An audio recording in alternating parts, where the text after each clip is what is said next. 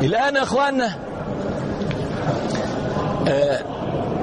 فضائية من الفضائيات من أخوات الجزيرة بثت، وأنا شاهد على هذا وهي موثقة، صور مظاهرات في سوريا، طبعا مظاهرات عارمة أدين رب هذا البيت.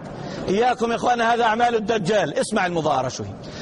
مظاهرة مكتوب تقدر تفحصها، مظاهرة طلابية في كفر روما، مظاهرة طلابية في كفر روما موجودة.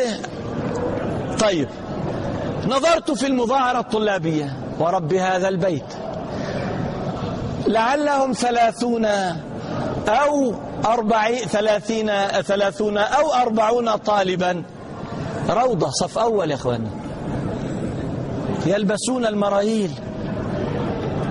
تعرف شو يعني صف أول يا أخوان؟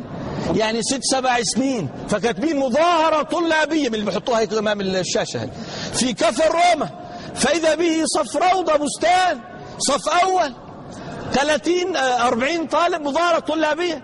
طيب ثم تريدون أن النظام السوري يقتل هذول الأطفال، ثم تقولوا قتل الأطفال، فدفعوا هؤلاء الأطفال بين يدي الدبابات والراجمة عشان إذا قتلوا ينشرون إياهم على الصور.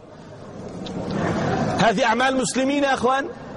طيب اثنين، أسألكم بالله، مين المستفيد الأول بقلقلة العالم العربي؟